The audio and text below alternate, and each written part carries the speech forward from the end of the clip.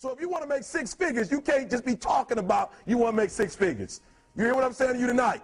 If you do the three things I tell you to do tonight, I guarantee you, whatever it is you want to do in life, you'll be able to do. You will be able to accomplish whatever you want to academically, financially, relationally, whatever. So three things.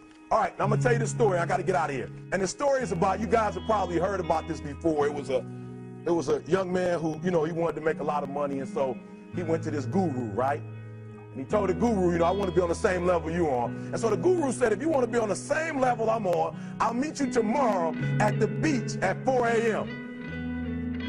He's like, the beach? I said, I want to make money. I don't want to swim. Guru said, if you want to make money, I'll meet you tomorrow, 4 a.m.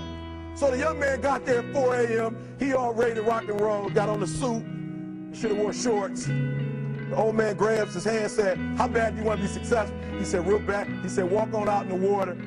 So he walks out into the water. Watch this. When he walks out into the water, it goes waist deep.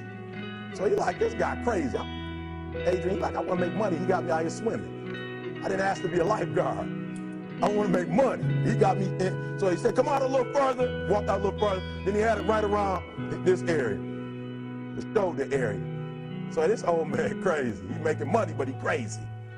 He said, come on out a little further. Came out a little further. It was right at his mouth. My man like, I'm about to go back in here. This God is mine. So the old man said, I thought you said you wanted to be successful. He said, I do. He said, walk a little further. He came, dropped his head in, held him down, hold him down. My man getting scratching, holding him down. I got you. I know you brushed it out, but I got you. He had him held down. I need you for an illustration. He had him held down. Just before my man was about to pass out, he raised him up. He said, I got a question for you. Somebody answer the question for me. He said, when you were underwater, what did you want to do? Lee, I'm looking for a different word, though, than Lee. What's that word? He said, I wanted to breathe. He told the guy, he said, when you want to succeed as bad as you want to breathe, then you'll be successful. I don't know how many of y'all got asthma in here today, but if you ever had an asthma attack before, you short of breath, SOB, shortness of breath, you wheezing. The only thing you trying to do is get some air. You don't care about no basketball game. You don't care what's on TV. You don't care about nobody calling you. You don't care about a party. The only thing you care about when you're trying to breathe is to get some fresh air. That's it. And when you get to the point where all you want to do is be successful as bad as you want to breathe, then you'll be successful. And I'm here to tell you, number one, that most of you say you want to be successful, but you don't want it bad. You just kind of want it. You don't want it badder than you want to party. You don't want it as much as you want to be cool. Most of you don't want success as much as you want to sleep. Some of you love sleep more than you love success. And I'm here to tell you today, if you're going to be successful, you've got to be willing to give up sleep. You got to be willing to work off for 3 hours of sleep, 2 hours. If you really want to be successful, some days you're going to have to stay up 3 days in a row. Because if you go to sleep, you might miss the opportunity to be successful. That's how bad you got to want it. You got to go days without, listen to me, you got to want to be successful so bad that you forget to eat. Beyonce said once she was on the set doing her thing, 3 days had gone by, she forgot she didn't eat. Because she was engaged. I'll never forget when 50 Cent was doing his movie, I did a little research on 50, and 50 said that when he wasn't doing the movie, he was doing the soundtrack. And they said, when do you sleep, 50? Sleep, he said, sleep. Sleep is for those people who are broke. I don't sleep. He said, I got an opportunity to make a dream become a reality. Football players, how many football players? Got anybody like football in here? Raise your hand. Anybody like football? Emmitt Smith. I used to be a Cowboy fan. Before they did my boy Tom Landry wrong, I used to be a Cowboy fan. And watch this, there was a commercial. Emmitt Smith had won his first Super Bowl, and he had this commercial when he was lifting weights. I don't know if you saw the commercial when he was lifting, and he said, Emmitt said, you know what? I won the Super Bowl, so I can rest now. He was doing his bench press. So he said, I won the Super Bowl, so I can rest now. So he throws up about 325, boom, and he rests for about 2 seconds. And he boom, boom, boom. Did you see that? He'd already won a Super Bowl. He said, I think I'm going to take a rest. And he rests for how long? 1 second. Most of you won't be successful because when you're studying and you get tired, you quit. And I'm here to tell you today, if you got somebody came to my office the other day crying. I said, look, don't cry to give up. Cry to keep going. Don't cry to quit. You already in pain. You already hurt. Get a reward from it. Don't go to sleep until you succeed. Listen to me. I'm here to tell you today that you can come here, you can jump up, you can do flips, you can be excited when we give away money. But listen to me, you'll never be successful until I don't have to give you a dime to do what you do. You won't be successful until you say, I don't need that money, because I got it in here. So listen to me. Emmitt Smith said this at the end of the commercial. Emmitt Smith said, all men are created equal. Some work harder in preseason. I'm going to say it again because you might have missed it. All men are created equal. Some work harder in preseason. So that means that there are some people who are going to see the professor, going to see the TA. And even when the professor says, I don't meet with you, my TA meets with you, you say, I don't want to talk to your TA. I don't pay the TA. I pay you to teach me. So you're going to have to find some time to meet me. If I got to meet you at the mall, if I got to meet you at your house, you are going to see me. Listen to me. All men are created equal. Some work hard in preseason. When I went to college, guys were way smarter than me. 4.0s, 3.0s. They went to the Ivy League high schools, came to Oakwood from these great high schools. Most of them are not doing what I'm doing. Why? Because it's not about where you come from. It's about heart. You come to a place where, being smart ain't enough. You got to have heart. That's number one. Watch number two.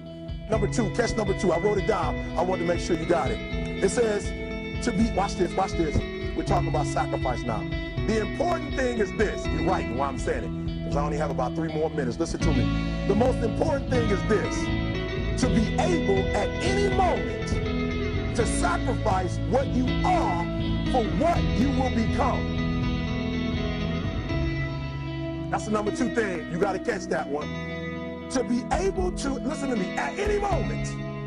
Some of you can make sacrifices when Monday Night Football is not on. You can make a sacrifice. But when the game come on, for some reason, you just attached to it. For some of you, when your favorite show come on, you can make sacrifices on Sunday when ain't nothing going on. But when your favorite show comes on Monday, bam, some of you focus until the phone ring, and then you like, I gotta answer it. If I don't answer the phone, I'm gonna die. I'm saying to you today that there are some of you, if you give up your cell phone, you will be successful. But your cell phone is more important to you than your success. I'm gonna say it again. I'm gonna hurt somebody. Some of you need to give up your cell phone, because the time you spend on your cell phone could be used for your success. The time you could be using to be successful, you're using it on the cell. And the cell phone is not bringing you nothing but a bill. And somebody has told you you couldn't live without it. I'm talking about going deep now, giving up stuff. Watch what it says. To be able at any moment to sacrifice what we are for what we could be. I don't do well in math. You're right. You ain't never studied. I'm not good in writing because you have never written before. But I dare you to fail in writing for a whole year to see if you can get to the end. I dare you to fail. I dare you to take that same class over and over again. I dare you to stop dropping classes like you soft. Always want to give up. I'm dropping. Why are you dropping? I'm so grateful that the slaves didn't drop and quit. Say, I'm just going to stop. I'm a slave. I'm just going to be a slave. I'm going to quit. Listen to me. The slaves said, we will live because one day we will become. We won't always be slaves. So today, although we're slaves, we're going to act like we're free, and one day our children will be free. If the slaves would have just said, we quit, we give up, we would have died in the Middle Passage. But some slaves said, I don't care what we go through, we're going to survive this. 400 years of slavery, we're going to get through this. And you can't get through it 1825. You can't get through a writing class, and you got tutor after tutor, resource after resource. The problem is, you ain't never felt no pain before. You're soft. It's a soft generation. You quit on everything. Our people did not quit. Harriet Tubman not only made it, she went back and got some more. She said, you know what, I made it, but I'm going to walk all, listen to me, shh. not ride the bus. I'm going to walk all the way back down to the south to get some more. And you quitting on 1825? Now watch this. You quit after you, listen to me, you get a sleeping bag and you wait for them. You wait for the first WRA instructor to come in and you come out your sleeping bag, I need help. You quit after you do that. You quit after you had, listen to me, a WRA party. I'm having a party. Everybody come over. I got food, everything. And let them get over there. Let it be all the best writers. All right, I fooled y'all. I want to have a writing party.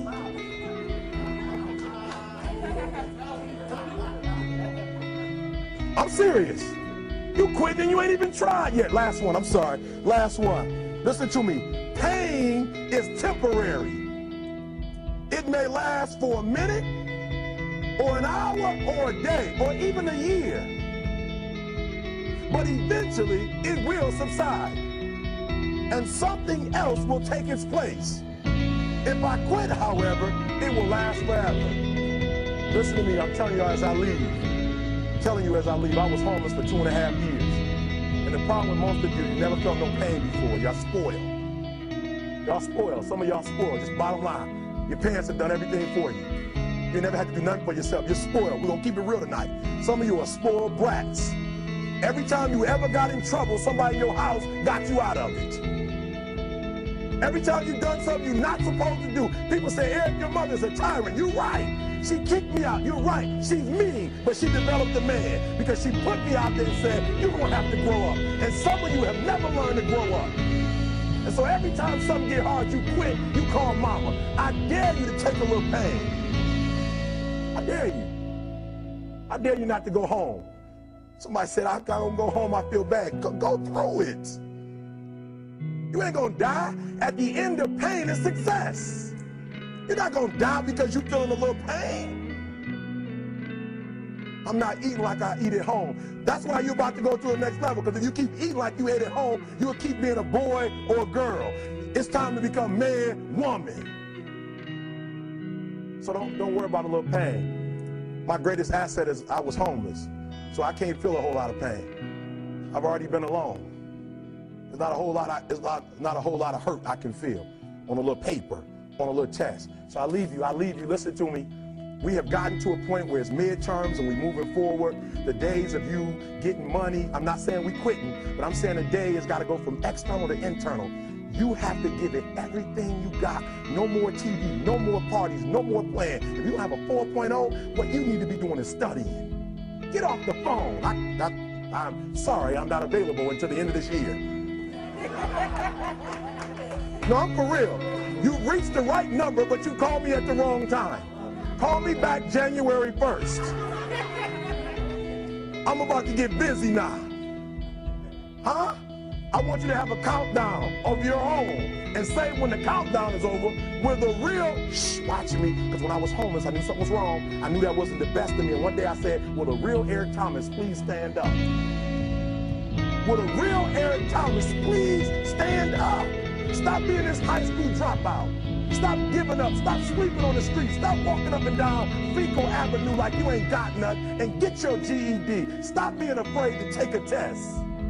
Stop being afraid to go to college because your daddy didn't go and your mama didn't go. Stop being afraid and be the best Eric Thomas you can be. But listen to me, it's going to be hard. It took me 12 years to get a 4-year degree, but I got it. And guess what? On a degree, it don't have dates. So if it took you 4 and it took me 12, it don't show up nowhere. But I'm exactly where I wanted to be because I realized I got to commit my very being to this thing. I gotta breathe it, I gotta eat it, I gotta sleep it. And until you get there, you'll never be successful in life. But once you get there, I guarantee you, the world is yours. So work hard and you can have whatever it is you want. Thank you guys for your time.